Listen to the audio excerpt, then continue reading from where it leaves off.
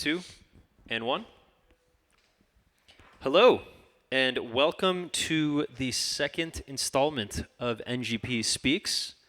I am honored and honestly deeply revered to have Ray be back here. So, for all of you that don't know, Ray is a multi-instrumentalist, visually impaired, completely blind, um, very talented 16-year-old that has made drum and bass, electro, techno, house, is in drumline, right? Is doing mixing, just really pushing the envelope of his talents in general when it comes to music. So, yeah, just give him a warm welcome. And Hello everyone. As he said, my name is Rai. Um, I am also visually impaired. I thought I would mention that because might be able to get into some things that yep, we could talk about visual impairment and how I live my life compared to normal sighted people. let's talk about that. Let's start off right there, because I know that we were talking about like notes and feedback from the first uh, episode that we had. Um, how is it sensing the world around you just with your sound? Honestly, I mean, once you get used to it, it's fine. But I mean, it's like you grew up with it. You grew up with it. It's like you're born with it. You're not used to anything else. Mm. Um, Kind of like if someone were to immediately lose their sight, they would have a hard time adjusting to the real world with just their real world with just their Absolutely. sound. If they, because they're so used to sight and now relying on their hearing, as opposed to someone like me that was born completely blind and that had to rely on their ears their entire life, is going to be different, two different situations. But yeah, it's basically like wearing surround sound headphones and you're blindfolded. I guess. Yeah. Yeah. And just to make sure that everyone is fully aware of this, you were born blind or you became blind? I was born blind. You were born blind. So there's a Right. big difference there. Can we talk about those differences? Yeah, I guess when you're born blind, you're already used to it. Like I said already, and then when you become blind, maybe as you get older, you you like you basically have a harder time getting used to it because primarily use your sight, and now that you don't have it, you have to Right. immediately. It's like flipping a switch. Mm. You have to like find your balance, like recalibrate. And I have to be 100% honest. I mean, I have no idea. Excuse me. I have no idea what that feels like. Um, I I have done silent retreats before at a Buddhist center, and that was only for a few days. I have meditated for a maximum of 3 hours, right? 2, 3 hours. Uh, I have never tried wearing a blindfold for a full day, right? Right. So I have nothing but mad love and compassion and unconditionality for individuals like yourself that were born that way, or other individuals that slowly lost their vision in their lifetime, right? And I think it's harder for them. I don't want to speak for them, right? Right. But it's harder being born with vision and then slowly losing that vision. I can only imagine. Actually, I can't imagine what that's like. So I think Stevie Wonder was born with sight, right? I And think then, so. yeah, over time he became blind. Um, But see, that's better. Being like gradually losing your vision is better than, getting into an accident and immediately losing your vision. That's way better. mm, That's also something else. Like, mm, if you slightly lose your vision every day, you like have time to adjust, as mm. opposed to someone that you know like shuts off immediately. Right. It's a That different that's world. a great point. So of the people that are born with vision, there's even a subsection.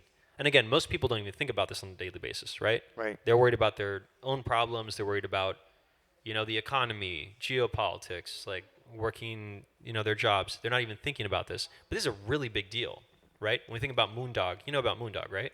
And no, Ooh, I got to show you some Moondog. Maybe we can play it today. maybe. Um, he is a legendary jazz and avant-garde and experimental completely blind artist. Nice. He composed music on the streets of New York City, Cool. and was very bohemian and yeah, very influential person. At least when it comes to between him and Some Ra and Don Cherry, and there's some cutting edge jazz musicians that come to mind. Maybe like 10, my top 10. Hmm. He's definitely in that top 10, right? Moondog is a legend in that regard. Um, and so yeah, it's interesting. We talked about this briefly in the last episode, and also earlier today when I was in the master class at Hmm. Lighthouse, Yeah. the workshop. But most people don't realize that actually visually impaired people are superheroes. They're freaking superheroes.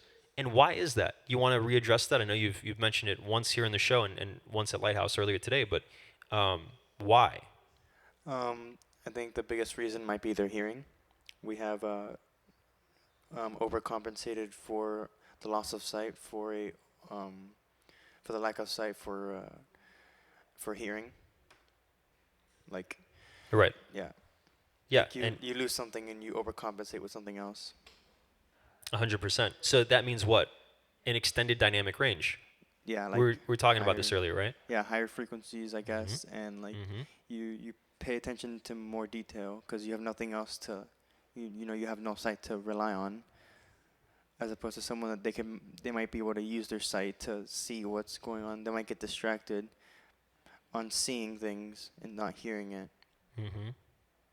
So that would empirically and objectively, in many ways, prove that we need more blind and visually impaired mixing and mastering engineers in the movie industry, in the music industry, in the film, like everything, right? Like every aspect of it, whether it's independent cinema, whether it's mainstream cinema, um, like that's what I would argue for, right? And let's talk about being like allies, right? And being Right. having some form of um, promotion of advocacy, right? Having an advocacy network, like especially since being blind, also deaf, right? Right. Hmm. Um, That's another rabbit hole. and we can talk about the school that you go to as well in St. Augustine. Oh yeah. That's really important to talk about.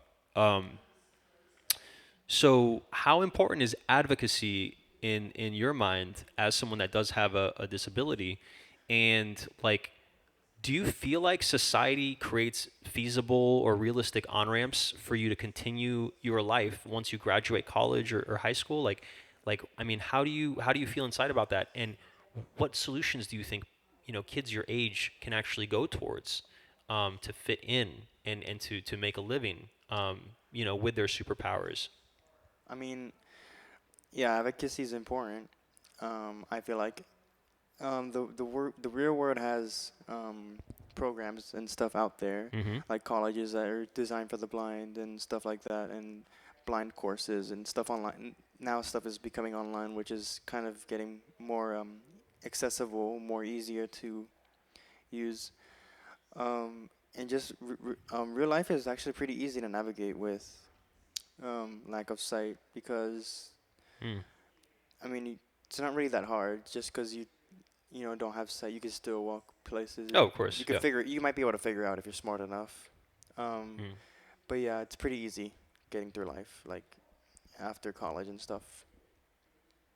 For sure. But I mean, also another realm of this, and you know this very well, self actualization, right? Hmm. Like doing something that you actually love in life and Right. doing your soul's purpose. You're very fortunate and you're very blessed to know your soul's purpose. There's a lot of, visually able people that have no idea what they're doing on this planet, right? They still have no clue. They're floating around. You know what you want to do, right? Right. That's a huge blessing. Like that is an enormous blessing, right? And that's commonly overlooked as well. So I would say you are the 1% of the 1% of the 1% of individuals that fall under your category, right? Right. Um, so where do you see yourself in advocacy for your brothers and sisters that um, that also have these impairments? Like, do you want to be a public figure? Do you want to be like a celebrity? How do you see yourself fitting in with your talents and your abilities? And how do you want to serve as an advocate for others? Um, I'm not a protester. I Okay. don't go out there and you demand people to change their laws and stuff. Mm. I'd say I would just help the blind people that don't know how to use Logic or don't know how to just open a Word document, and then maybe slowly, like maybe people open up and start, helping as well, and then start making things easier and more accessible. But yeah, I think just helping paves a long way. I love that. That's great. Um, yeah, most people they get caught up in like the fame and they get caught up in overcompensating for the fact that they, you know, they may have a disability, so they need to like overachieve. But from what you're saying, you want to start from the ground up, right? You want to Yeah, start one person at a time. You want to right. change lives in a very deep way. Mhm. That's very profound, right? That's incredibly profound. Thank you.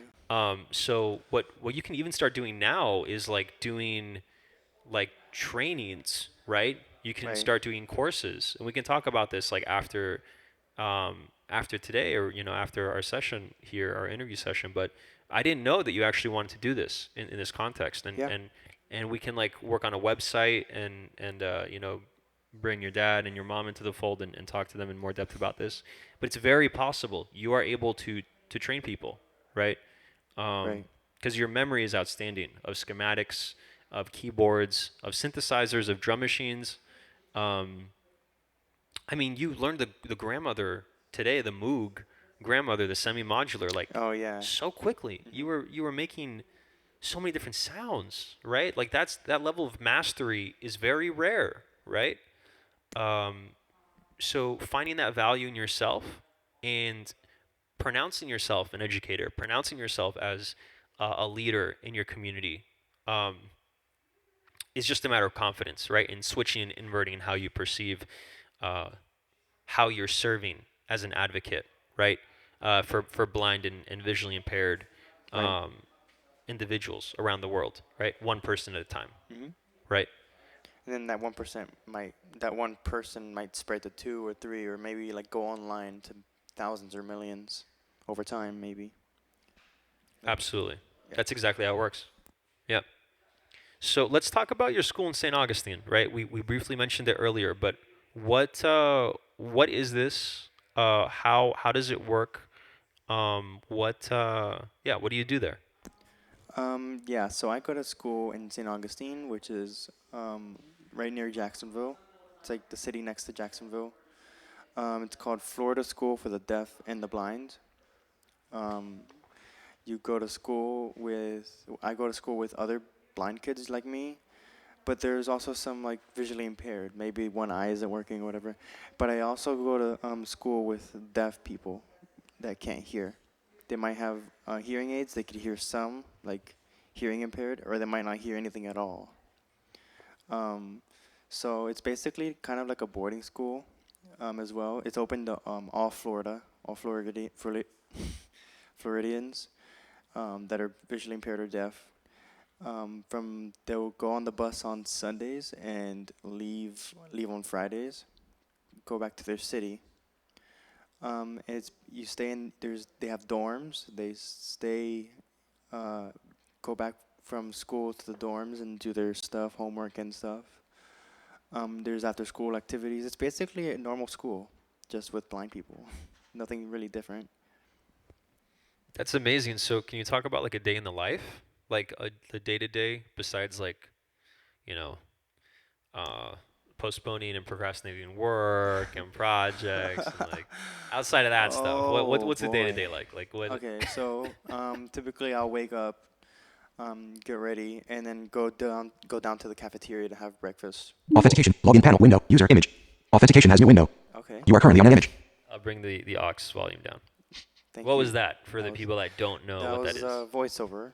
What Um, is voiceover? Screen reader on a Mac. I left my Mac open and was sitting there. It just went to the login screen, I think. Okay. Thanks for giving them the Yeah. PSA. hmm So you said you go down to the cafeteria.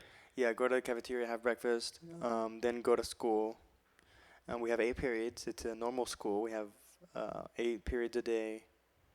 Um, and then you just do your schoolwork and then like a normal classroom and then go back to the dorms. Um, Either it depends on the day, but Wednesdays I'll go to drumline after school. Um, or Tuesdays and Thursdays I'll go to goalball, which is a sport. It's a good sport. Um, And can you explain this sport in more depth? You said go ball, right? Goalball, yeah. What is go ball for the people that don't know? Goalball is basically a blind-friendly sport where get you kind of like throw a ball. I don't know how to explain it. Well, there's chimes inside of the ball, right? There's Yeah. like a bell inside of the ball, And so you're able to hear it. yeah, and the object of the game is to block the ball from going in your goal, but you have to block it with your body. So you have to lay on on the ground, like and spread out, and you have to stop the ball from going into your goal, basically. And yeah, it has bells in it, so you could track it and everything. I believe it started after World War II when veterans became blind and they needed a sport or something. I believe Wow. that's what it was. I didn't know that. That's fascinating. So what position do you play? What's your favorite position? What have you scored any goals? You kicked butt? Not really. Not yet. Yeah. Not yet. Mhm. Okay. Um, there's usually 3 players on each team. Like it's basically a court, and Gotcha. it's a court, and there's 3 people on each side, basically, and whoever gets the ball, basically can throw it to the other side. You could like throw it long ways, like this kind of. And then basically the other team, depending on where it is, has to catch it with their body and throw it back. And the goal is point. The goal of the game is to like get as many points as you can within a certain amount of time, I believe. Have you scored a point before? Yeah, I have. Oh, cool. Yeah, Okay. Yeah. Awesome. All right. Not many, but I have. No, it's good. That's good. Yeah. Well, I'm happy to hear that. So, yeah, that's fascinating, right? That you all have sports, and for the average person, like, are there other sports that they may not know about that would be worth, besides go ball, that'd be worth like researching, or you can educate them on? Not that I know of. I'm sure there probably is some more, Mm-hmm. but I just don't know about them. We have football, which I know some. I never seen a blind person on there, but I know visually impaired people are on there. So they play with the deaf team of the school, and then we have wrestling. I think that's we have wrestling, basketball sometimes. We have track too, track and field in the spring. And then I think we have like cheerleading and girls volleyball and stuff like that. It's a pretty diverse sports. Yeah. A lot of sports. It's incredible. A memory actually comes to mind as you're speaking about this. I don't know if you remember the last day of Saturday Lighthouse, Oh, we went to the park. the field trip. Yeah, I remember. So Rye totally blew my freaking mind. He took, listen, like fíjate. He took his, yeah. He took his cane, and he walked towards the rim. He said, "Can you show me where the rim is? Can you guide me towards the rim?"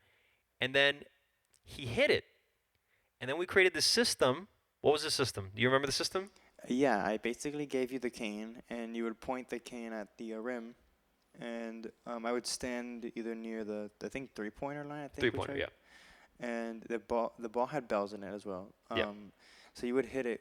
You would hit the rim with your cane, with my cane, sorry, and then I would try to guess where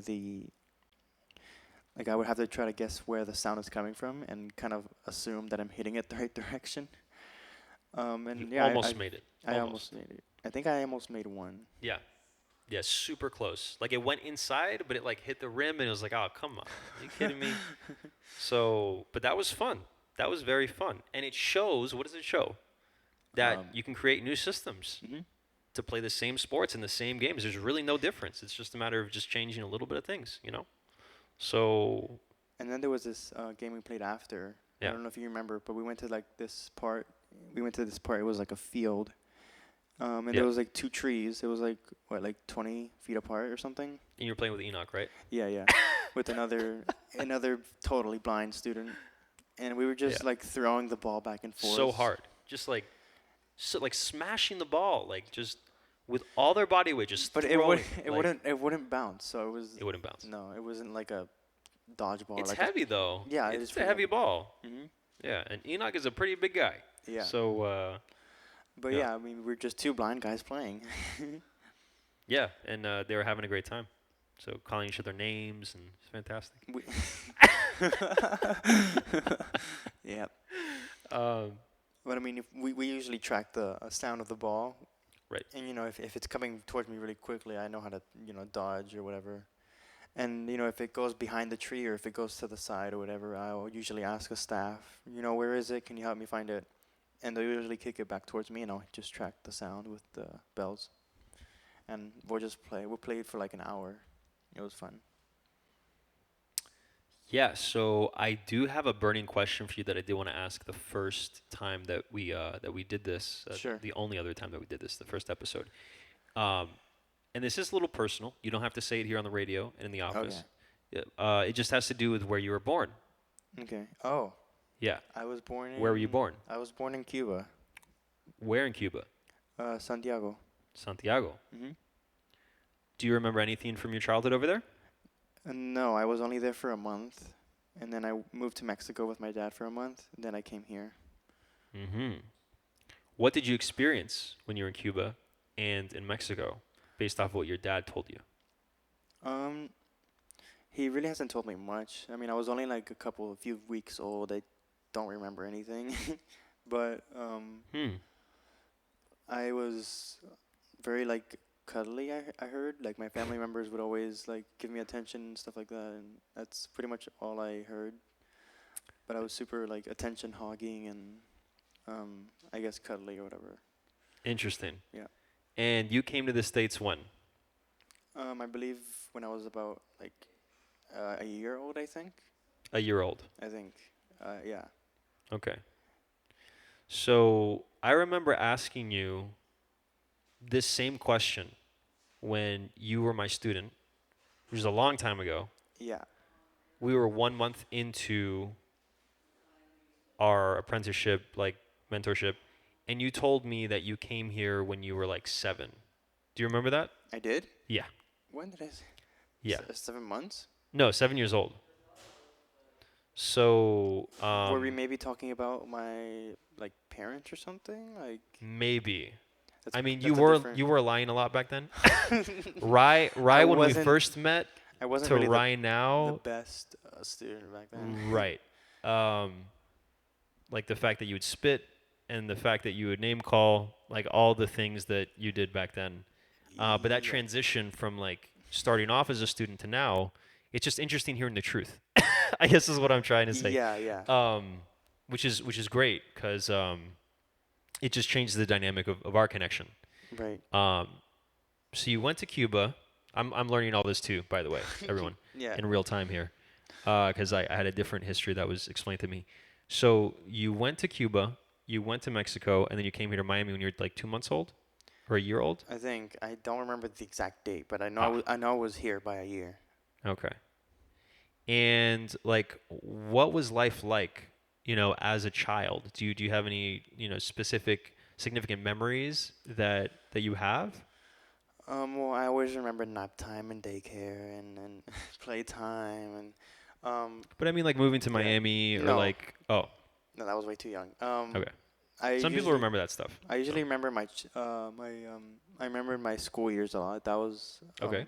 because I don't have any siblings, so all I really saw were my mom and dad Mhm. until I went to school when I had other people to interact with. That was like honestly like the best time ever. Gotcha. And when did you figure out music was like your thing, right? Like from childhood into adolescence, like preteen, like how did all of that happen?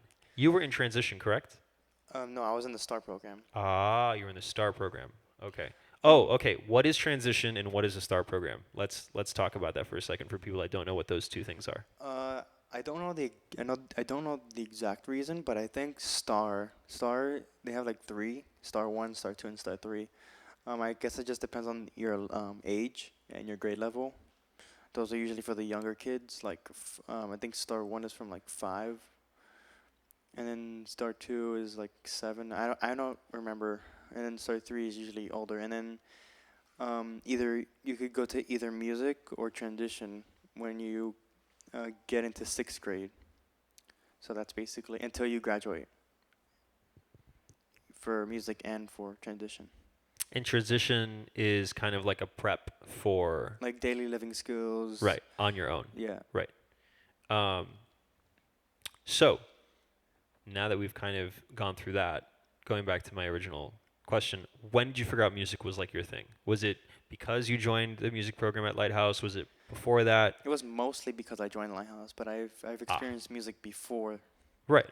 Um, it was I believe I was 9, so about like 7 years ago.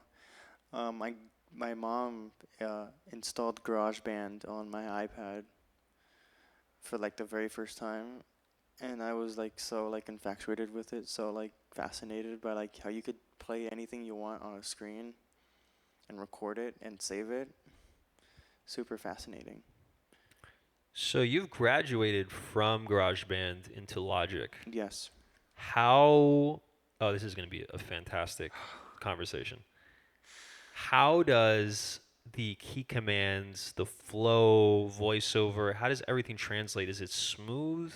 Is it like what? How does it operate? Like comparing GarageBand into Logic. What's your critique? What are your compliments to the chef? Like what I mean, like um, what are the pros? What are the cons? Obviously, there's more control in Logic, right? Yeah, those are the pros. Right. The cons is that if you switch from iPad to a Mac, you have to relearn everything because it's nothing the same. Nothing is the Mm, same.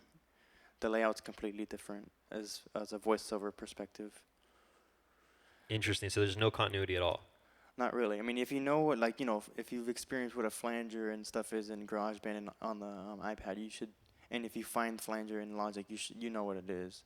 But the layout is different. It's like moving to a new house. You have to like Mm. explore and. But I started out with GarageBand on the Mac first, and then because GarageBand on the Mac and Logic on the Mac they're very similar with Mm. VoiceOver. So basically, that's how I transitioned to Logic. Amazing. Um, so a question that I do have, Hmm. which is lingering, when you think about your process now compared to when you first started, what what do you think would have happened if you stayed inside of GarageBand? Not to say that GarageBand is limited, but Right. do you feel like when you converted and switched to Logic, you had more paintbrushes, if you will, For or sure. like Yeah. more of Hmm. a palette? Yes, I Um, definitely did. okay, cool. For those who are listening that don't know what GarageBand is or don't know what Logic is, these are digital audio workstations very similar to FL Studio and Ableton and Pro Tools. Um, and so, yeah, like again, what are the pros of Logic versus the cons of GarageBand? Could you zoom into more of the technical stuff that even what you do on a daily basis now, right? Like, Yeah. Well, you could do. We said you could control more. Um, you could also make. I think you could pretty much make pretty much any sound you want with Logic. You can make any sound. Um, with GarageBand, there's certain things like um, wave file sizes. You can't have a 32-bit wave file, and I don't think it supports it. But in Logic, mm. you can import any like file. You can import a movie, like a video, in Logic, and cut out the audio and everything. You can't do it in GarageBand on the iPad. So if you were talking to a younger version of yourself, or maybe even a listener, a friend of yours Hmm. that goes to the same school that you go to in St. Augustine, and you show them this interview and this conversation, what would you recommend to them? GarageBand or Logic as a visually impaired new user, right? Like what guidance would you give them? What advice would you give them? Well, it would depend, I guess, on like if they're, I mean, if they know a little bit about music or if they know how to use a Mac at all. Because I Mm, have friends that know how to use Macs but don't know how to use Logic. But right. once they open Logic, they know what to do. Gotcha. But if you know, if they know how to use VoiceOver and on the Mac, I would definitely say go for GarageBand first, so you could get a feel for it. Because spending $200 on something that you don't know how to use Oh yeah. is it's just better to get the free version to try it out first. But Cool. then if you like it, you could definitely buy it. And what's the pro to GarageBand when it comes to mobile devices? Well, it's portable. You could Right. on any iPad, you could just put it in your backpack or in like the new iPad Mini, you could put it in your pocket. If you have a big pants pocket, you could put it in there. That's amazing. But yeah, it's like a little bit more portable than the more portable than a MacBook or an iMac or a desktop. Yeah. So you heard it here first. Get your feet wet with GarageBand. You can have it on your phone, right? If you have an iPhone Yeah. Oh yeah, for or sure. It's not just the iPad or an iPod Touch if you're that kind of guy. That's bro. iPod Touch. Amazing. I haven't heard of that in a very long time. Do they still exist? No, Is that a thing? they discontinued them about a month ago too. Oh, a month ago. Yeah. Wow. A month ago or two. They. Oh, let's talk about your obsession with Apple, by the way. Oh Like, no. and also physics, like audio, and like, I think the last time we talked about this, you were researching what property, what audio property were you? I can't even. This was like months ago, but it's like I mentioned the Because Doppler effect to you, and you knew exactly what the Doppler effect was. Peace out, Charlie. Oh yeah, because we studied that in earth space science. What was it like Ah. when you wasn't it that thing where like if the sound gets closer, it gets like higher pitches? Isn't that Exactly. the- Yeah, it's like if we drive by in a car, it's like the distance of the yeah, Yep. we learned that in earth space. I learned it in science before I researched it, but I've done a lot more digging. Oh yeah. Ever Let's talk since. about that. So I recently started getting into Jacob Collier's talks. Who's J- Jacob Collier? he's a For people that don't know. Jacob Collier is a multi-instrumentalist. He's really great at piano, really great at singing. You should check out his songs and like his music videos. It's just like thousands of videos of his face. Like when he sings, like he harmonizes so well. Like it's super cool. But he did this thing where he sung in G half sharp, which is like in between G natural and G sharp, which is like 50 cents up, I guess. And then I was looking at like intonation tuning, like a piano, like versus like equal tuning, because we like to tune the piano and instruments like equally, like with frequencies and stuff. Instead of I was researching intonation, and then I was also looking at like the overtone and undertone series, like when you get two notes, and you could hear like a lower note under it. Yeah, a lot of cool stuff. Cool. Anything like physics related? Because most of that was like theory. But and also Jacob Collier is amazing for all of those that don't know. Also Victor Wooden. Oh yeah, for sure. Yeah, just like masters of their instruments. But Jacob is more of a theorist. I don't even think he's like. Yes, he's a musician, but that's too easy for him. Like his concerts, have you heard his concerts? Yes. He literally has everyone has inside of the concert hall interacting with him. He has a Like- a harmonizer, like the keyboard, like Yeah. with his voice. He would Yeah. just So that human is on another level. But I would say he's more of a music theory theorist and academic because he's like deconstructed Western theory completely. Like he's flipped it on its head and he has his own system. Like, yeah, Jacob Collier is a very, very special human being. But and we've never actually talked about this. The fact that you dove into him, that's really exciting. Hopefully you take that pivot and you get a looping pedal and go in that direction. That sounds awesome. Yeah. But yeah, so how does that influence your process, right? Now that you're exposing yourself to these other multi-instrumentalists, it's like, oh, it's really not that hard, right? You're learning about physics Yeah. of audio and sonics and also theory, right? Mhm. Like, as someone, I'm not anti-theory. Like I've had this conversation with Ryan pretty great depth, but it's like, um, I believe that intuitional music is. I have a theory behind it, right? I have a concept behind it. Intuitional Right. music has a different energy behind it, right? Yeah. But the moment you want to jam with someone, it makes it a little more difficult, right? If you don't have a drum machine or if you don't have a synthesizer and things like this. Yeah. But but yeah, how does this influence your process, right? Because I'm fascinated with that, especially because you're researching people like Collier and Wooden. Um, but yeah, how does that influence you, what you're making, um, and the research that you're doing? Yeah. Well, that helps me a lot because well, it's like crazy to it's like those things that are like wild and like insane, but it gets me like a better understanding. But it also like for me, because I also play the bass. If you guys don't know, I play the bass guitar. I recently started like about a year ago.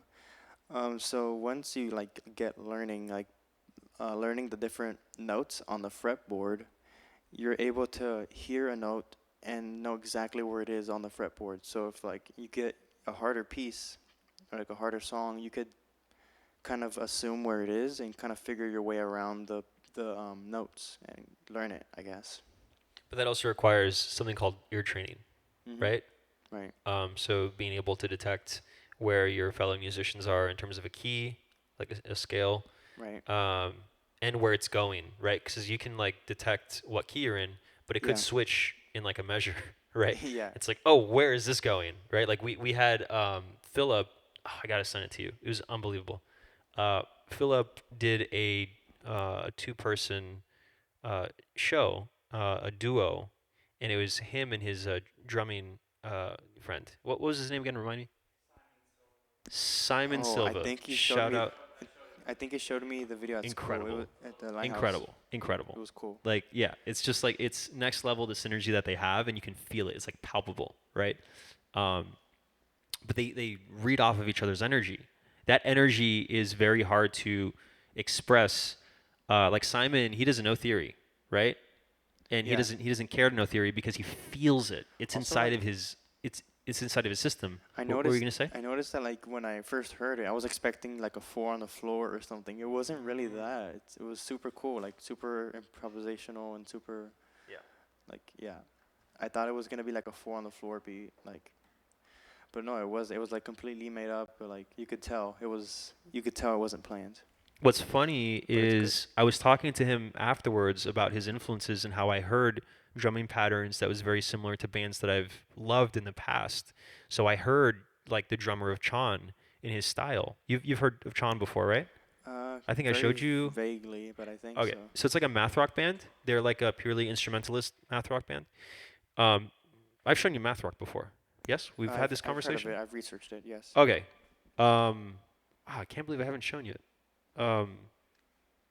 Yeah, I love like 20 to 30 math rock groups, right? So like hearing Philip and Simon synergize in this way in real time, it's like, whoa, they're like simulating these groups just between the two of them. Like there was even a moment where their engineer, which honestly was a trio, to be totally fair, their engineer was using delay and reverb to change the psychoacoustic properties Nice. of like their performance, Mhm. and it just changed the entire context, right, and conceptuality of it all, Mhm. and it just worked so well in certain moments, right? So, um, but the idea of just two people being able to sound like a full band Yeah. is unreal because of their mastery of theory, because of their mastery of reading each other, because of the mastery of their instruments, right? And so you can't calculate that.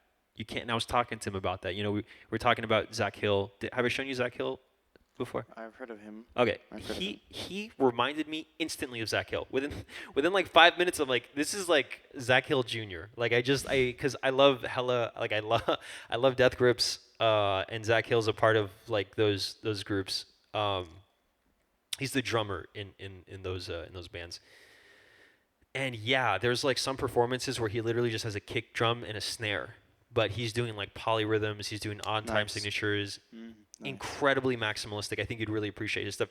By the way, everyone, Rye is also a drummer, not Yeah, just a I bassist. am a drummer. And you're part of Drumline. I think I mentioned that Yeah, earlier. yeah, my school have a drum line. Yep, it's pretty cool. So I think you'd appreciate. I think you'd appreciate listening to the entirety of Philip's duo with Simon, like that episode of MCR, as well as Zach Hill and his projects. But it's interesting, right? It's interesting to be able to hear something and it's like, oh, I know exactly who you're influenced by, or like, the way that I articulated it was, oh, have you heard of, X person? Yeah. But in my mind, I'm like, he's directly influenced by him, right? It's like listening to a house song and then asking, do you know Frankie Knuckles, right? Or do you know Paul Johnson? Or like a techno song and saying, do you know Jeff Mills? Do you know Green Velvet? Do you know Plastic Man? Do you know Richie Houghton? Um, so so yeah, that was instantaneous. And I'm actually curious if I like show you more math rock stuff, maybe you dig it and you get into it, Maybe. and you make some of it. Um, you have an interface at home, I a do. 2-track. I do. Yeah, yeah. So that would be really cool to hear. And obviously that's very different from electronic stuff, right? Yeah, you have to record everything manually, like Right. one by one by one. Well, you can multi-track too, right? Do you know what multi-tracking is? I haven't done it before. I think we did it when we recorded the Lighthouse City last year. Like, we recorded the entire band. We did something very similar. Yeah, yeah. It's a little different in terms of like what you experienced. I mean, we 100% did multi-tracking, but you weren't able to experience all of it. Actually, I wasn't even able to experience all of it because I think another teacher decided to do it themselves rather than allow for me to mix it. Right. But that's exactly what that was. Where you have one recording on one channel of vocals, another track on the mixer that's delegated to backup vocals, a third one to the kick, a fourth one to the snare. So you have individual tracks that are going. It's like stems. It's like live stems. Exactly, but like super subdivided stems. So if you just want to change, like, let's say you want to add flanger to just the hi-hats, if you're doing multi-track recording with a 16-track mixer or an 8-track mixer, it's super easy to do that, right? Right. So I think that would be the next step for you, to be honest, to get like a multi-track mixer at home so that you're able to record. What about the mixer that I have? What is that one? Like a recording thing? Oh my goodness, wait, I gave you a mixer, didn't I? Yeah, you did a while ago. Like was it a 16-track one? Or like was it an 8-track? I can't remember. I think it was an 8. That's more than enough. That's more than enough. And I think there's a preamp in it, right? For like mics. I think so. Yeah, you can use that. I totally forgot I gave that to you. Yeah. So yeah, you can record yourself. All you need is a drum set, right? And that's it. You can maybe start making some mathcore or math rock. Nice. Oh, math rock, by the way, is like with screamo and with vocals, and I think you'd really appreciate the genre. I'll put you on. Okay.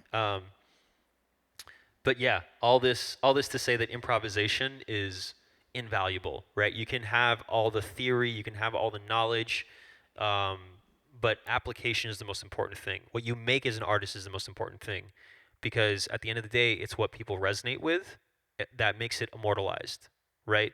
Right. And more importantly, the most important thing is how you resonate with what you make, right? You can make a song and no one ever hears it, but you love it. Right? You love it, and it's sacred to you, and it's profound.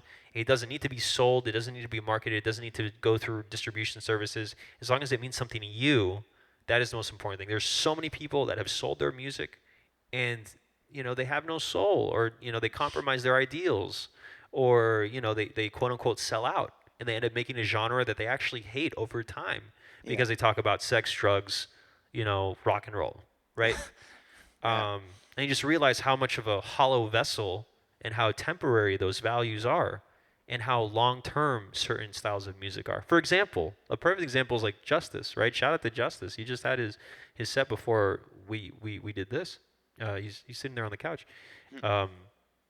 He makes ambient music, right? And like most of the world doesn't hear it. Most of the community doesn't hear it. It's very profound, and I don't want to speak on your behalf. It's very sacred, Most people have been very profane with music, and let's talk about vocals of us doing this to women, or us doing this to men, or let's get this money, like let's hit licks, like let's It's like, yo, like chill, like go in nature for a bit, like like relax. But it is what it is. It's important to kind of like experiment with different genres, I guess is what I'm trying to say. Say that again. Thank God for instrumental tracks. Oh yeah, Yeah. yeah, 100%. Yeah, because it lets you breathe. Sometimes you're being told what to think, like the moment you turn the radio on, Mhm.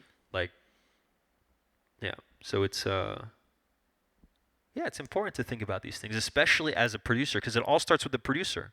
Everything starts with the producer. You can have a fantastic vocalist, you can have a fantastic drummer, you can have a fantastic bassist. If they don't come together and work with the producer, this stuff will never be recorded, and nothing will ever be sent to a mixer. So someone, whether it's the bassist or the pianist or the vocalist, someone needs to record it.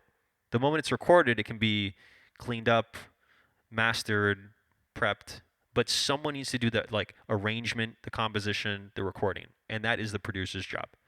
Right. So culture starts with the producer. That's why it's called producer, right? Yeah. Like the role. If there's no producer, then there's no culture that's pushed forward, whether it's sacred or profane. Right. So yeah, we actually have huge obligations and responsibilities as cultural producers. Excuse me, in music, to uphold certain values, right? And like what I was showing you in the car in terms of like, Oh yeah, that you, was good. you know what I mean? Like this guy from Paris, um, this producer. It's just like the polyrhythms, the references to dub music, like the syncopation, like all these things that are tribal, all these things that are like very ancient.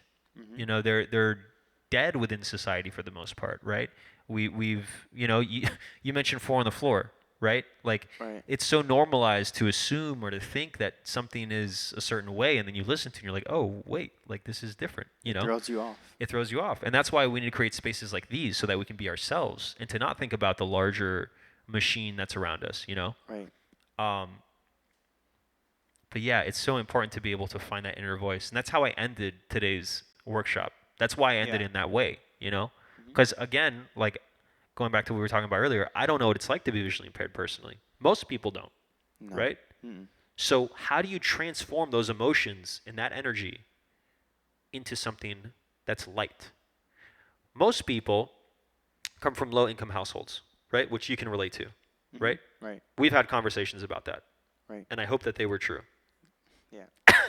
Okay. I forgot most of them, but I hope they're true. Okay. Me too. So that's why trap is a thing. That's why reggaeton is a thing Mhm. because they're talking about being in the hoods. But there Right. is a form of self-actualization. There's like a graduation, if you will, of like people that are like, okay, like enough. Like how many songs about having sex? How many songs about having drugs? How many songs about rock and roll? You know what I mean? Like there needs to be a certain level of maturity where it's like, let's just let the beat ride, right? Like I love instrumental reggaeton. Yes. I Yeah. love instrumental Instrumental like genres. drill and trap and things like this. Now, when it comes to like deeper forms of articulation, when it comes to hedonism, do you know what hedonism? No. Uh, sorry, everyone. There's just a police officer outside, and just energy completely got thrown off. Um, cool. You left. What was that? Hedonism. Yes. Uh, yeah. So there are certain forms of hedonism that end up getting us caught into a wheel. Have you heard of that word before? No. Okay. So hedonism actually it's a Greek word. There was someone called Hadan, a very good-looking Greek I think man. I think I heard of that word. I think sounds Right. familiar. So the idea of hedonism is that we go on to the next thing. It's not our thirst is not quenched Okay. in a materialistic context, in an accomplishment context, in a financial context. Um, and the problem with that is we're never content with what we have. We always think that the grass is greener on the other side. Okay, that's probably like the best expression. Okay. You That know what I helps. mean? Mhm. Does it make sense now? Yeah. Yeah. So when we look down and we're like, oh man, this grass is too green. Like I want it to be a little dead. You know what I mean? Or you look down and the grass is a little dead, and you're like, oh, I wish it was a little green. Like at some point, you need Like to you want to find be the different. pigment. Yeah. It's good Right. to be different. Yeah. So that's like a great example of what hedonism is. It's not being content with where you're at and always looking on to the next thing without having gratitude or appreciation for where you're at. And so um, that's why extended gratification is so important. And I'm astounded. I am totally mind blown by how long you research. Right? We were talking about this in the car, like being nocturnal and stuff, right? And having your own Oh schedule. yeah, it's Um, complicated. you want to talk about that for a second? Um, Like trying to force yourself to be in a system that doesn't allow for you to thrive because it's not embracing nocturnalness? yeah, the biggest thing for me is sleep.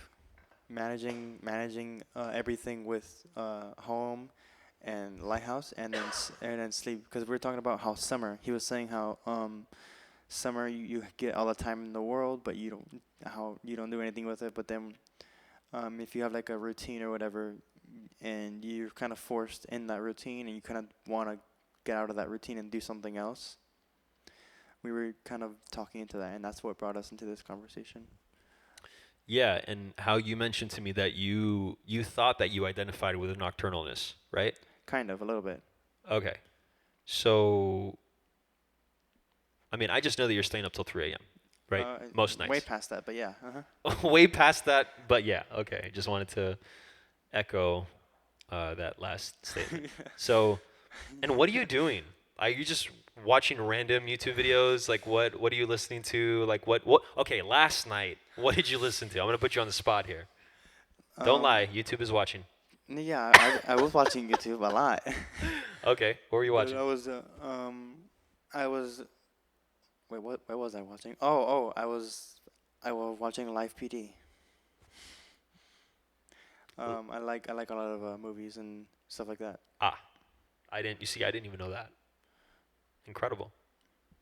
And when you're listening to those movies, are you taking notes of like the quality of, let's just say, someone smacking their hand on the table, or the quality of the microphones, right? Are you able to detect, They're is this a pretty shotgun accurate. microphone? They're pretty accurate. Like you could tell Mm.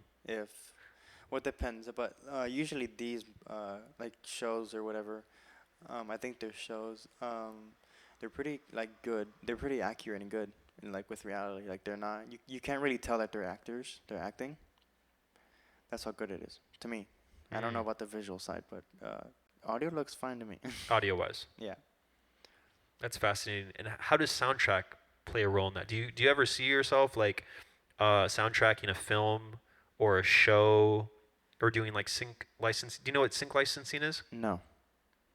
Ooh, we're about to have a entrepreneurship class right here, right now.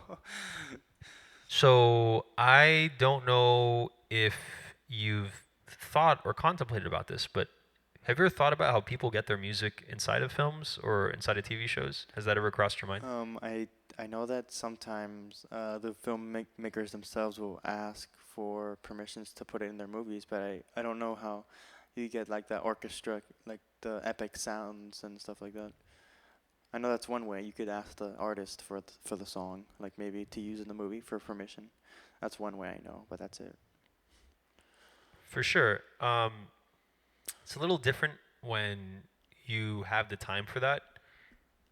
Most of the time, when it comes to major films, I think you're referring to independent, right?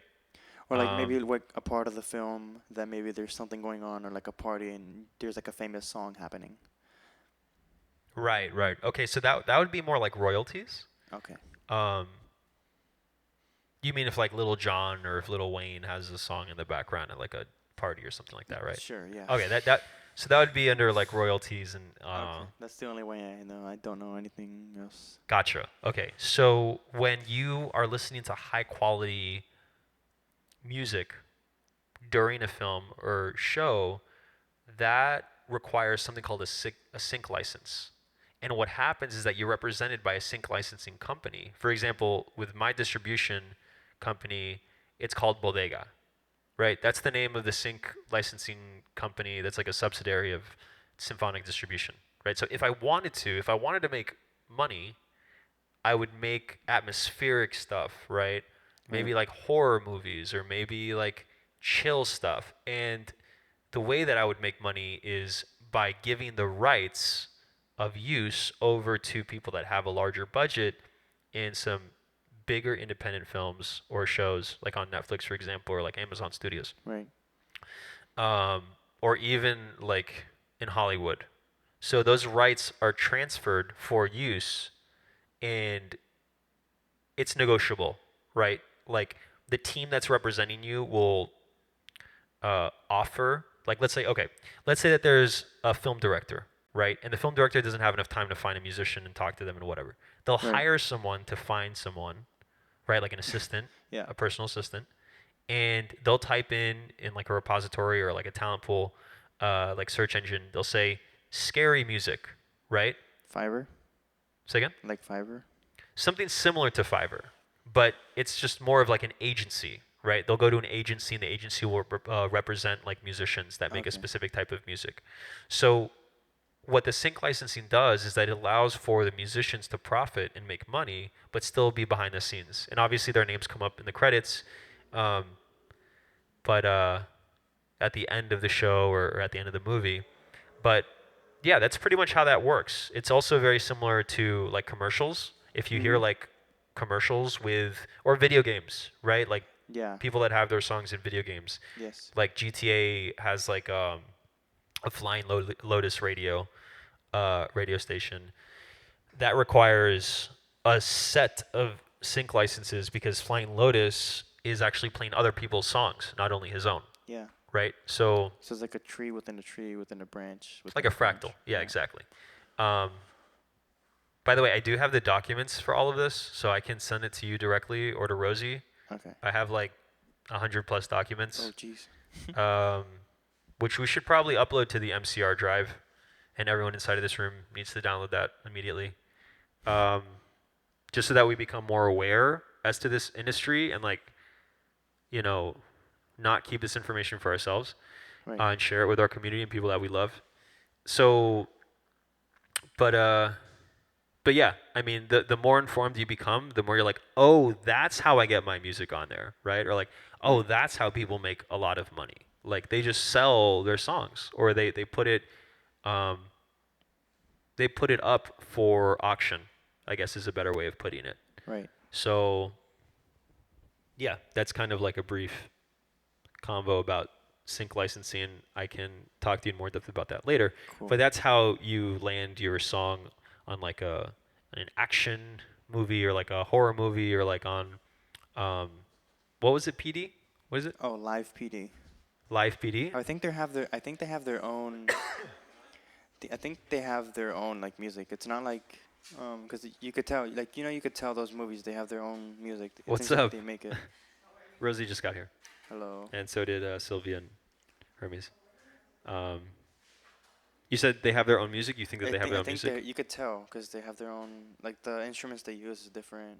Like the sounds they use, they have like their own, I think, sounds. I think. Right, but what I'm saying is that there's a team that does that work, and then it really comes down to one or two things. One, it's third party, Mhm. right? Right. Or two, it's internal. So they have someone like a music director internally on the team, and they approve of the overarching vision, and they're in direct communication with the director and the cinematographer and the editors to come on a general consensus about this. Actually, Philip, your music was inside of an independent film, correct? Hello. You had a song in an independent film, yes? And what was that? What was that process? Shout out to Rosie, by the way. She's officially in the office. So.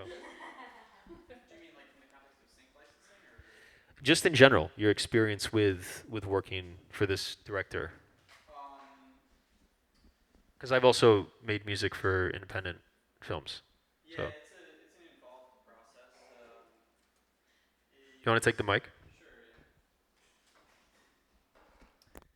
Yeah, music for film is a pretty involved process. You have to sacrifice certain degrees of like creative freedom because at the end of the day, you're serving the overall vision more so than you are music in and of itself, in the way that you would be if you were just writing a track just to be a track. like you're writing something to fall in with whatever the energy of the piece is, and your role is extremely important. I would say of equal importance to, it's not like backing music, and maybe some people think about it like that, but I would urge everyone to look up like famous scenes without the music. Like there's some edits and stuff that people will put up, whether it's someone that happened to somehow get a version of it without the score, or if they did some kind of advanced editing to remove the music That from sounds it. cool. It's really, really interesting to listen and perceive it without the music, because everything changes, let me tell you. None of the energies that were there are there anymore. It's a very odd feeling in many ways. It's like you don't even really know what you're supposed to be feeling. It's like, what? It's a trip, really. And just goes to prove how important music is as it relates to a film in terms of providing these different energies. And then even further, you can kind of take that and recognize the power of music in general as it relates to the feeling of different emotions, even outside of the context of film and everything. So, I've written film scores in different contexts. Some where I wasn't really connected with the director at all. I essentially just got the film and then I did it just to add something to my portfolio. And then another time where I scored my own film, so I was, I didn't really have to communicate with anyone because it was all my film, and I just wanted to. I was in a class, there was a film scoring class, and I was like, well, I have all the equipment here, I have all the resources, why don't I just score my own film instead of doing something else that wouldn't be as meaningful to me. And then more recently, I've done film scoring for other people, which is like what I mentioned when I first started talking about, just kind of understanding all of those different considerations that are necessary to serve what their idea of it is versus what your idea of it is. And really, communication is key. I try to have as clear communication as possible, try to make sure I understand them. I'd always rather ask a question for the fourth time and look like whatever I look like than not have an understanding of what I want to be achieving and put time in that ends up being wasted time. I did something that went into development hell, essentially. It never found the light of day because it was during COVID and everything, and it essentially was never released. And I didn't really finish the score either. I'd say it was like 70% done. But it was still a cool thing to add. And then the current project that I'm working on has hit something of a standstill just because I've had a little bit of a creative block and also just a lack of time to pursue it, because I will also say that film scoring is one of the most time and energy intensive tasks I've ever engaged in my life. Like every minute decision is of the utmost importance, and you really have to be extremely like conscious and like active throughout the whole process. And you have to take a lot of time, like to let it kind of sit, marinate, and then the idea comes. You pursue something, end up deciding it's not going to work, scrap everything, and go back to the drawing board, and then that process until you start to see some things come together, and then you build something, and it's super beautiful when you see it coming together in that way. But anyway, just sharing a couple thoughts about that stuff. Thanks for inviting me to do so. Yeah, for sure. And I kind of want to address the tail end of what Philip was saying, because obviously he has a lot of experience, probably the most experience in film rather than anyone here inside the office. But I would say that, the difficulty depends on the person. Like I know Oman, for example, he's able to do a score in real time. We actually did an exercise at Lighthouse about 5 years ago where the assignment was to give all the students the same snippet, and they had to make music to that snippet. And it was amazing. You remember that? Yes. Was it? It's when you first joined, was I it think, the, like right? was it like the Incredible movie or something? It was The The Incredibles. scene where like it was like the food fight or something. 100%. Yeah, I remember. 100%. I remember. 100%. So it's hard if you make it hard, is my point. It can be really fun. It can be intuitive. Like you can be like, oh, I'll just go minor here. That's it. So it's I just, in terms of like making things like super hard or making them seem hard, it just depends on the tools that you have available to you and how you perceive the tools. but also like what the vision of the director is. That's the most important thing, right? That Philip mentioned so eloquently. Right. You need to be on the same page as the director. Obviously, when you're scoring a film that's already made, it's very different. Um, and then if you're making the film yourself, that's even more different, right? Right. For all of those that don't know, have you heard of the term auteur before? No. Okay, so an auteur is a very controversial term in film, but an auteur means that you're doing more than one role, right? Typically, Okay. you could be the filmmaker, the editor, the wardrobe designer, the set designer, and the musician, right? Oh yeah, like Right. a multi-instrumentalist, but like in film terms. In film, right. And so you have a vision. And so many auteurs have been seen as tyrants or people that like are upset, like CEOs. They're like obsessed Okay. with their vision and they're willing to sacrifice whatever they have to make that vision a reality, right? It's a French term. Um, but essentially it's being a visionary film director, and there's a lot of like downsides and upsides to it. But were you going to say something? No. Oh, anyways, yeah, if you're making your own film, you have more control, right? Like I personally love auteurs, like ones that aren't tyrants. But yeah, French film is cool. Italian film is cool. Um, Oh, I just remembered something. yeah. It was kind of similar to what Philip said about like hearing films without music or whatever. Oh yeah, yeah, yeah. A few years ago, um, I was on. I forgot. I think it was like. I forgot the TV station, Uh huh. but they played like a cartoon. They played a cartoon, but it was just the music, and I guess it was just closed caption because it didn't have the characters' voices at all. It was just music and the sound effects. It was super cool to listen to. Yeah, this is like going into the Cagean or the John Cage like philosophical values and ideological values that I was mentioning earlier, like the more conceptual approach towards what sound is, right? Right. And learning how to stem sounds internally rather than having a program do it for us. Right. But if we're able to be like, oh wait, I hear the AC, right? Yeah. Or I hear a car engine that's like half a mile away. You know what I mean? Yeah. Because I mean, you have that ability. Like if you really train yourself, or the rain outside, like Yeah. slightly, like the static, like the noise, right? Yeah. Super high frequencies. Deconstructing our environments and finding tonal and atonal value is really important because we're able to like deconstruct and unravel the environments that we inhabit, right? Same thing with this example that you just mentioned, right? Like, but it was kind of like you were forced. It was kind of like a cool experience because, there were no voices and it was just music, Yeah.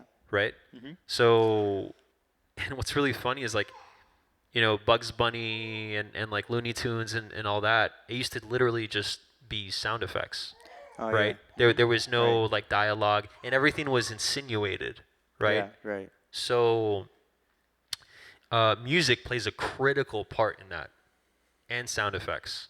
So, I was thinking while Philip was talking, so many things came to mind and I resonate a lot with what he mentioned, but like imagine watching a film, like an action film, and there's like, you know, avant-garde noise music. Like it doesn't make Okay. sense. Versus Right. drum and bass, right? Like in Right. in a hot pursuit chase, right? Or like ambient music during a hot pursuit chase. Like that doesn't versus like drum and bass or like metal music or rock Or music, like a rock. Yeah. that makes you feel something totally different, right? So yeah, it's really frequency control at the end of the day, and the kind of narrative, collective narrative that the director, the editor, and whoever's soundtracking, whatever they have in mind. So it does require teamwork and collaboration in general. So do you see yourself like doing that, like making soundtracks and doing sound effects for Making films? music, maybe like sound effects for like films, maybe possibly. That'd be I cool. have sound effects already. Yeah. Somewhere, like at home somewhere. I don't know.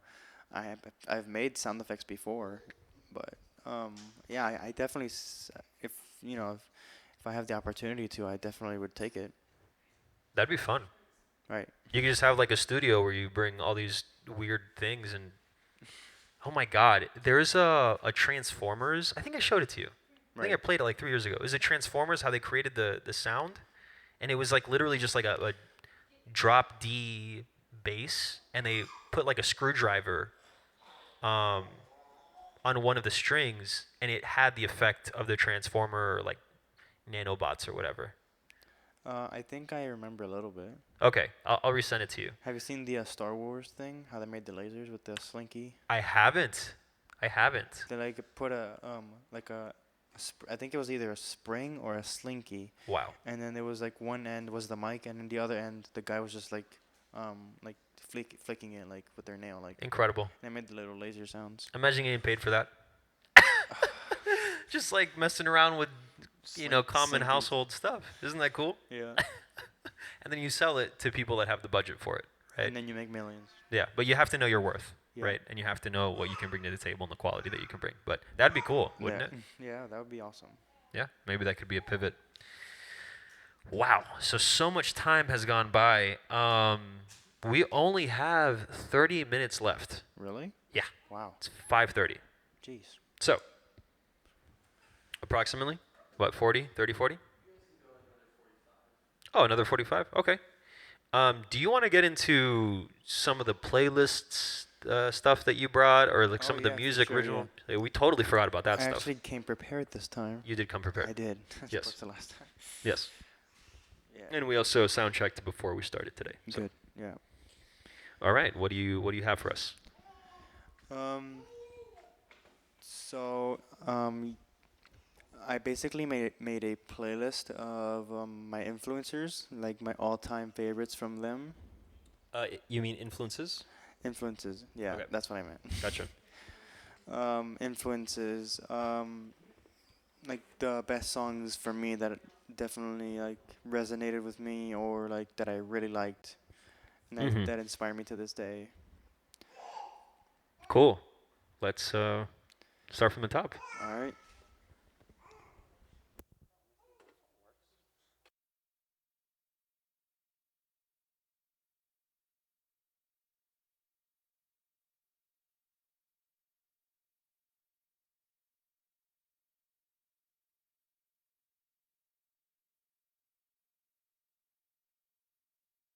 We are going to pivot into my phone. Yep. What's this track called? The track is called 404 by Knife Party. 404 by Knife Party. Okay. Yeah. Knife Party was a big thing when I first got into techno and electronic music and stuff like that. So I decided to put them on this list first. And who's a Knife Party, for those that don't know? I believe it's a trio, I think. Group of 3 people. They make electronic music, dubstep, house, fusion type of thing. It's pretty cool. Nice.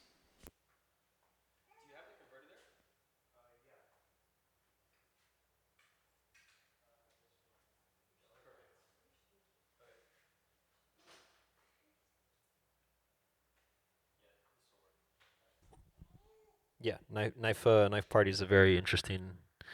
They're more mainstream, right? A little bit more. I think so, yeah. Yeah, but it's a good introduction to like electro and house and stuff. Really great tracks. So it was Knife Party. What was it again? I think it was 404. 404. Yeah. Cool. Let me just unplug this.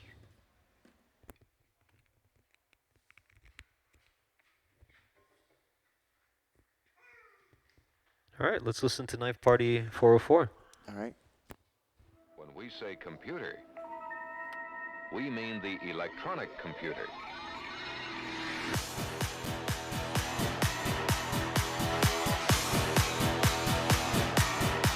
Computer.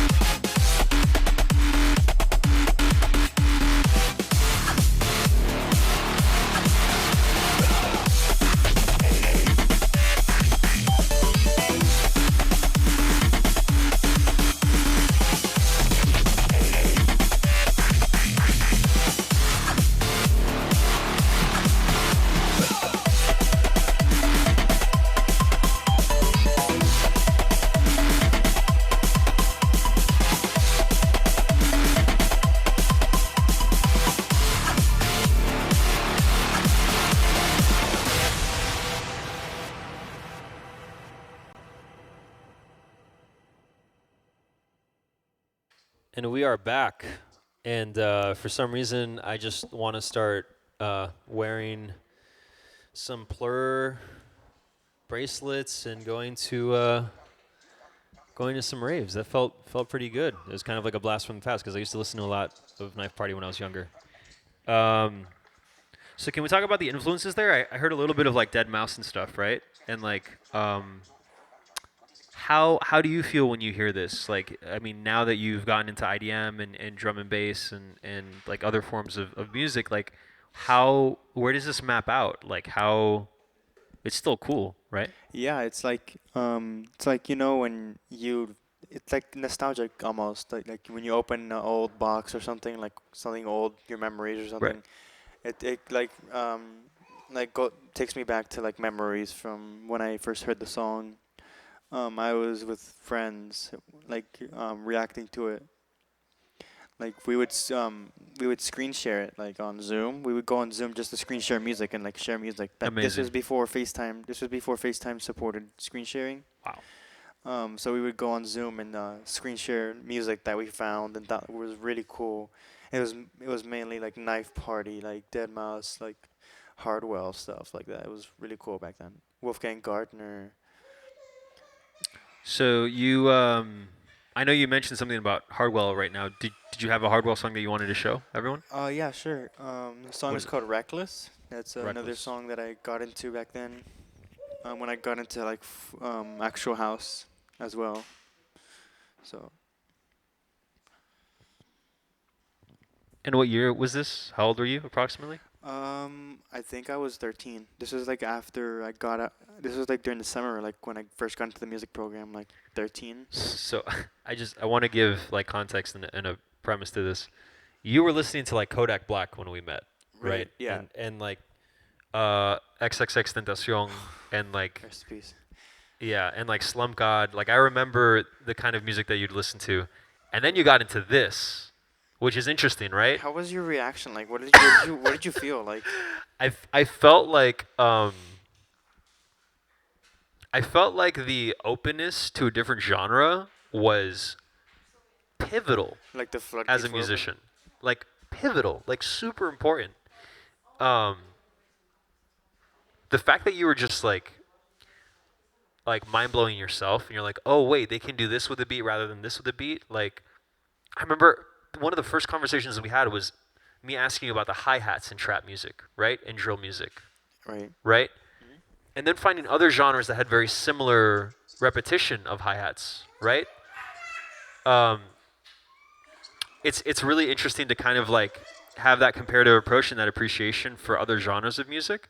So the way that I reacted to it was that I was like really happy inside, even though I didn't really listen to trap and drill, and I definitely didn't listen at that point to like electro and EDM and things like that. I thought it was dope. I thought it was cool because then I think at that point I showed you like Young Lean, Yeah. and I showed you like Sad Boys, and I showed you like Young Good and his productions, and I think DJ Smokey as well, Oh yeah, yeah. with like the funk, Mr. Carmack, that you also Mr. showed. Carmack as well.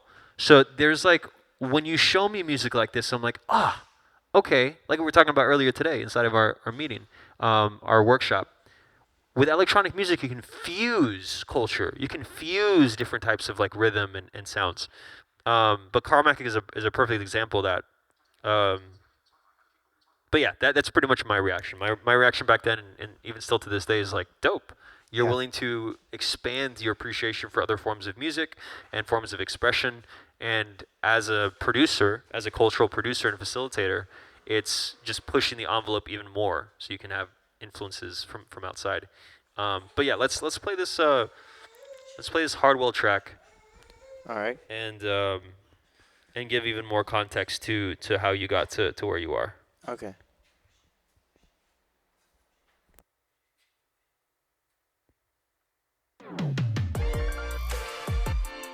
Ooh, that's a nice advertisement there.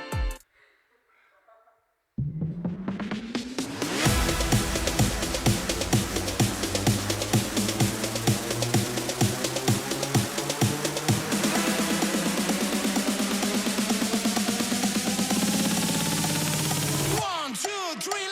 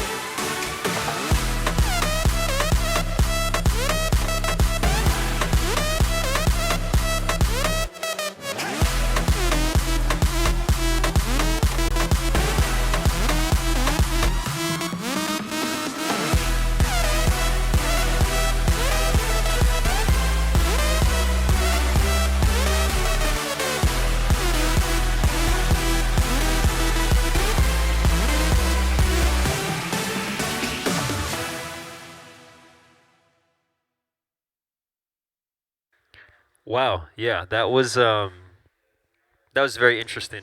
Uh, but you see, now we're getting into like mixing and more EDM culture, Yeah, right? that With was when I like got the it. That's when started getting into mixing. lots of compression, right? You can hear it. Lots of compression.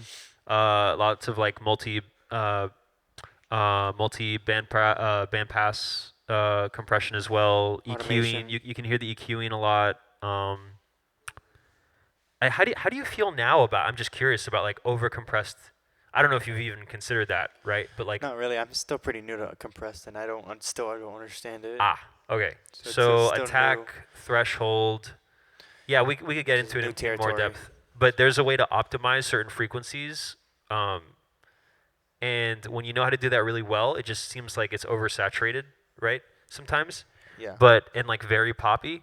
But this is like really well mastered and really well mixed, right? This is Right. like very crisp and very clear, outside of like the genre and like the composition and the style of it. But did this influence your mixing at all? Like this caliber and this quality of mixing? See, back then I didn't pay attention to mixing as much as I do now. Back then I was mainly into the beat, and it was super cool with me and my friends back then. Um, because this was like a new thing. Like I was still getting into house. I was still listening to hip hop and trap, and this was a new thing still to me. Yeah, absolutely. Um, And then I'm just curious, like from a chronology standpoint, like after you would listen to Hardwell, like what genre did you move on to next? Do you have another listening example in the playlist that is it like out of order or is it like one after another? Or? I tried to get it. I tried to get it as closely ordered as possible. Gotcha. Um, so basically, after Knife Party and them and then House, I got into synthwave. Okay. Cool. Um, do you mean like retro synthwave or just synthwave? Because there's like so many subgenres, and I'm sure that you're aware of them too. And Yeah. I'm not going to say that Hardwell isn't house, Right. but you technically mean like EDM Yeah, and like mainly EDM. right. Because when I hear house, I think of like again like Paul Johnson and Frankie Knuckles, right? Like, Right. um, so when you're talking about this transition from EDM, like what comes next? From EDM, it was a synthwave. I think it was. I heard this song in a video in like this random YouTube video, and I Hmm. really liked it, like a background. It wasn't And Damien. no, Okay. Damien did show me EDM though. That's how I got into EDM. Yeah, we Oh, would just gotcha, jam out all day with EDM, all gotcha. day. Shout out Damien. Yeah, shout out. Right? Yeah. I don't think he's watching this time, but That's okay. oh, he is? Oh, shout out to you again. All right. Never mind then. But yeah, he mainly got me out of hip hop. He never listened to hip hop. Like when I would bring it up, he would be like, "Oh no, I don't like it." But he was listening to EDM and Wolfgang Gardner and Dead Mouse and Hardwell and stuff like that. And he got me like really into it. Knife Party. Cool. So, are you gonna play for us like Miami Nights Yeah, 1984? Miami Nights, Okay. Home. Yeah. Um, Kavinsky? I think so. I think that's his name. Okay. Yeah, there's so many like retro synthwave acts. But yeah, let's go ahead and get into it. Who is this by? This track? And who's the artist? I'm gonna play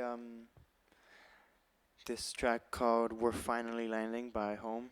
It's the Cool. track I heard in this YouTube video. That was when I started getting out of. I started listening to like arpeggiated house, like I guess melodic house, with like arpeggios and stuff. And I guess this song kind of relates to that. It has a lot of like arpeggios in it. And shout out to Randy. Randy is Home's real name. We've Oh yeah, I think that's his name. yeah, we've been in communication for a few years. So, All right, yep. let me look for this thing.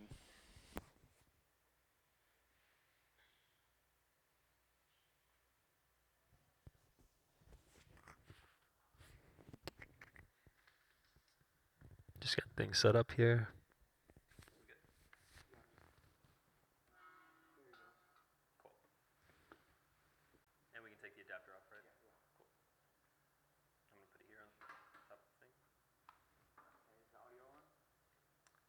Yeah, go ahead. Download.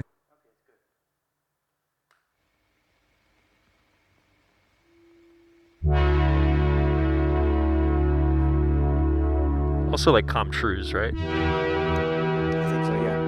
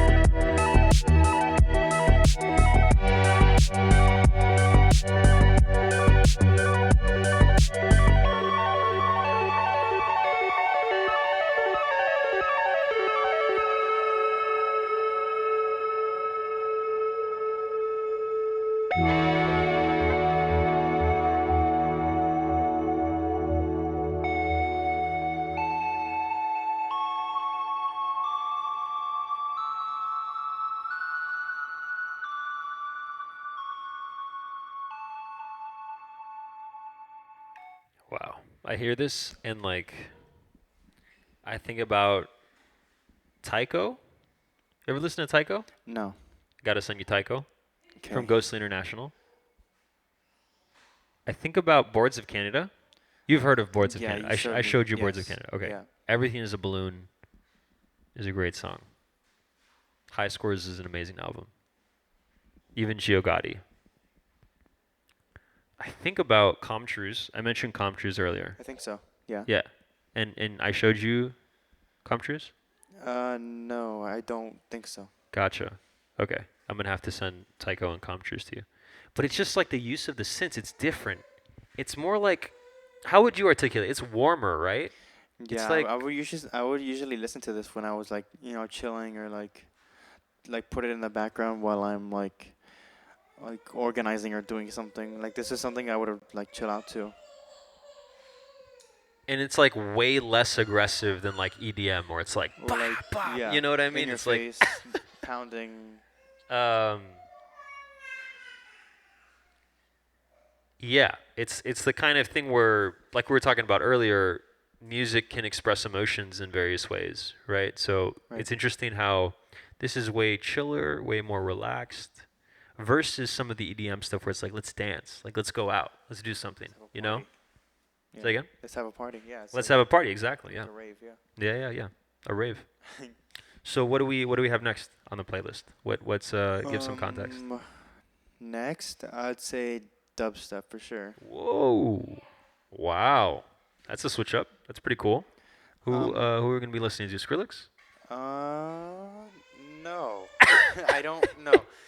I don't think it's typical dubstep. It's like, I Okay. don't think it's like your average artist that you know. I don't know. Oh, like Excision or Datsik or I think it's like Excision. okay. Cool. Let me see if which one it is. I forgot the the title. It's all good. Oh yeah, 1 second. Yeah, go ahead.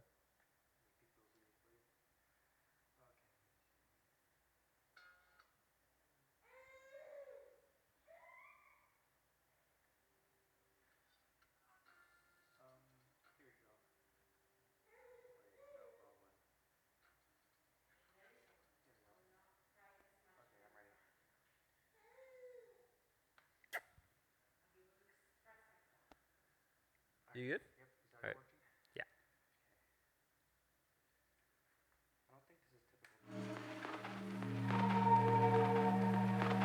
Okay, so Rai's actually saying that this is not typical dubstep. I don't know. There's just something about it. It doesn't sound like actual. I don't know. I just got a dubstep vibe from it, but it's not. We'll talk really. about it. Okay. It could be rhythm, it May- could be drum step, it could be Maybe at the end you'll give your take on it. for sure. All right.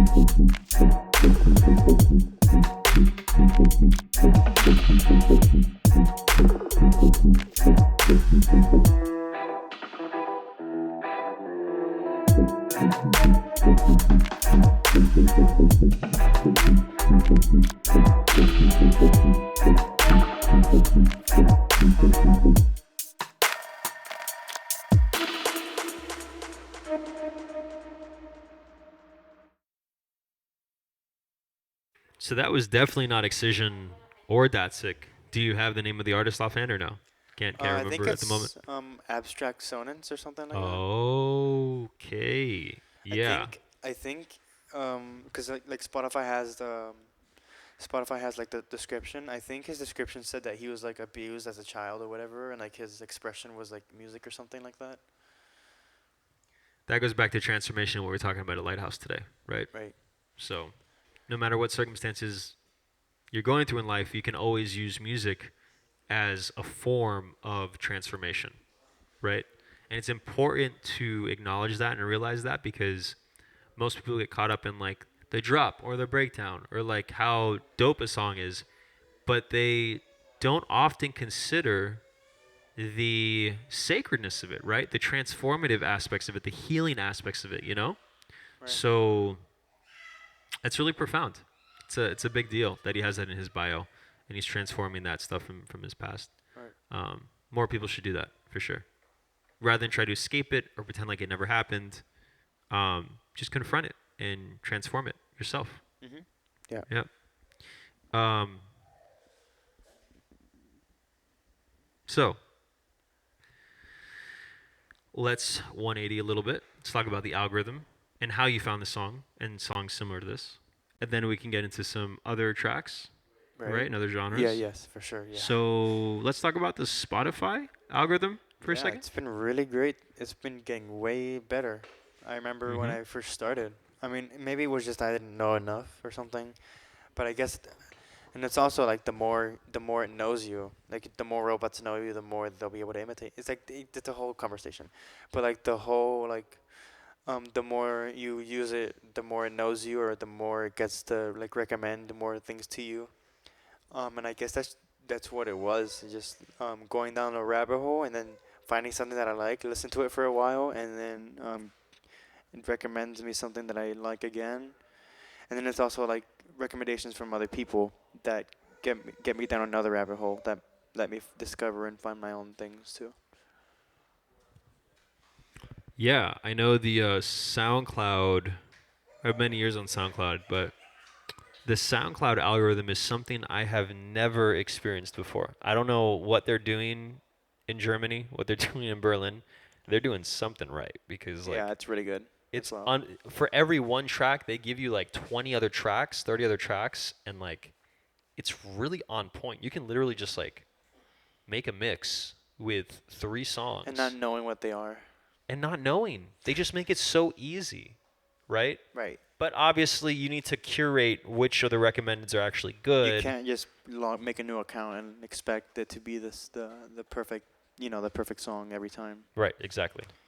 So, but yeah, these algorithms are very powerful. I don't have enough experience with Spotify. I was telling this to Ray when I was driving him here. I recently got into Spotify like in the past week. Like I decided to just conform, and I've been listening to it like on my computer, like, and I've already found artists that it's like, whoa, like what the Right. hell, like, you know what I mean? Um, One thing worth considering is that I've already been using the algorithm just on a different platform. Right. So there's no reason to fear algorithms because it's how I've already found so many incredible artists on SoundCloud, right? Yeah. Right. So, but yeah, it's very interesting to see how Spotify works differently in terms of its algorithm versus SoundCloud. And I just started like a week ago, right? Okay. But Yeah. I've already found incredible artists. Right. Like I type in DJ Polo, I type in TSVI, I type in Bloom, I type in Gage, I type in Arca, and like just based off of those 5, 6 artists alone, it'll spit out incredible producers that I've never heard of, and it's like Yeah.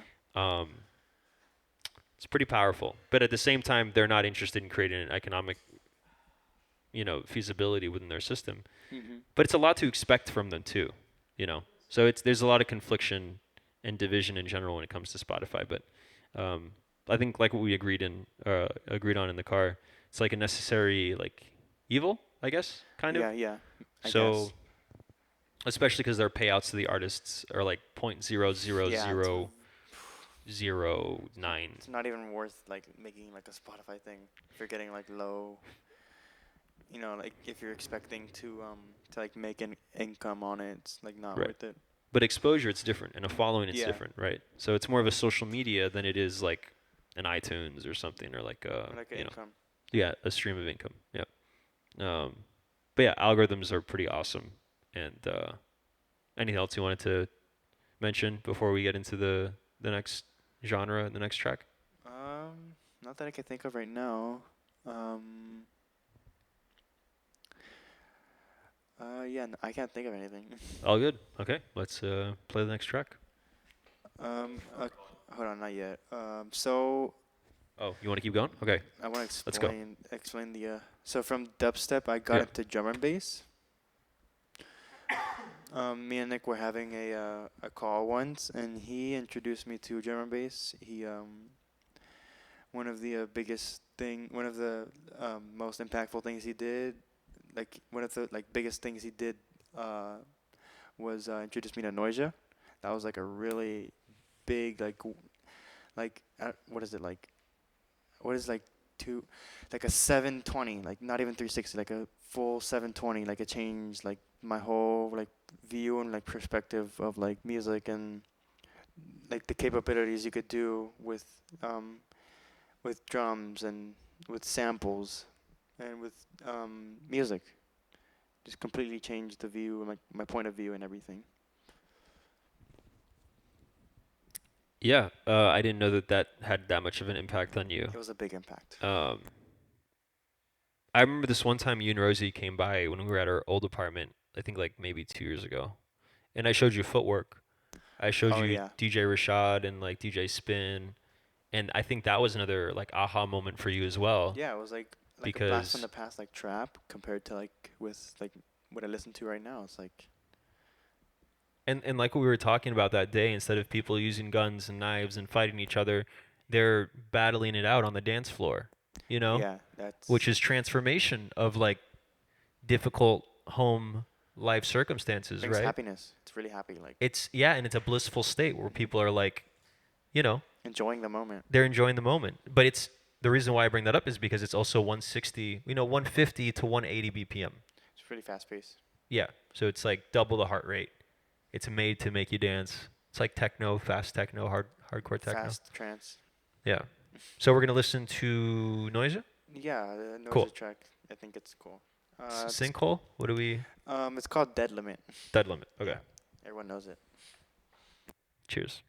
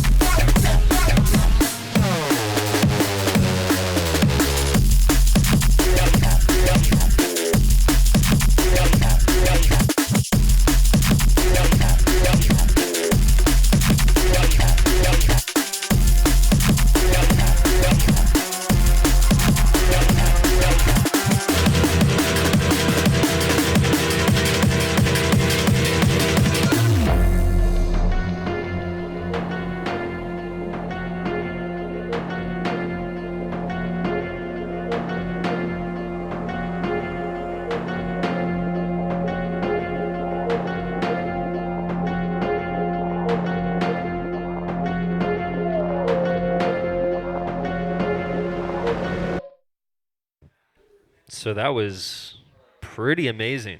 Yeah. Um, yeah. So Neurofunk, you want to kind of have like closing remarks, maybe talk about this track in a little bit more depth. Um, The sound design of this track is amazing. Like, oh yeah. I spent hours listening to this on repeat. Like, I never usually do that. Um, but yeah, I guess I'll just summarize like the rest of my like music journey until now. Yeah. This is like 2 years ago, like 2020. This is like like a year and a half ago. Like, I discovered Noisia. So basically, I was in drum and bass for a while, and then I found this artist called Zuli. Um, really cool break samples. From Egypt. Yeah. Yeah. And then Damien actually showed me after that, got me into metal basically. And then this is basically I was listening to metal, discovering all the good bands and stuff. And then about last year is when we started connecting metal with different genres, like metal with like dubstep kind of, and then the metal with like polyrhythms, and then there's like metal with and then I discovered metal with it's called breakcore, with it's basically metal with break like amens in it. Yeah. That's mostly the summary, like up until now. Well, that's directly connected to drum and bass. Right. You also have gotten into like algorithmic music, Oh, that's right. like IDM as well, which we weren't able to cover today. We've already reached our 2 hour mark, but Yeah, um, also like Mochi Pet is known for breakcore, that's right. legendary like breakcore artist from Japan. Um, yeah, there's so many incredible like Oh, and I producers out forgot there. to mention the minimalism of like Mark Fell and stuff like that I got Right. into last year. Right.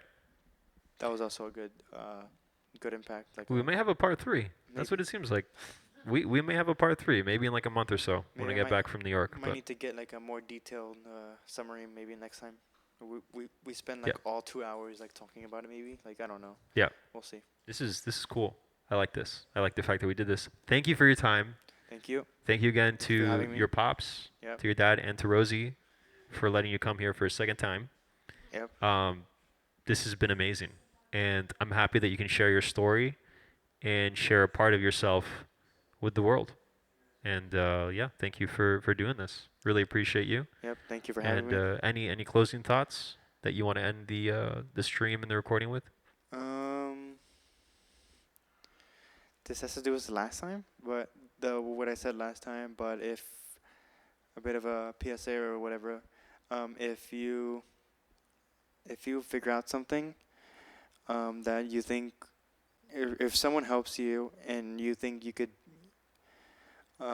benefit from it, and like it's really nice, the thing you could do is pay it forward. Like, if, let's say, if Nick taught me logic or whatever, I could pay it forward. Like, I'll pay it forward by helping other blind people that um, that struggle with figuring things out.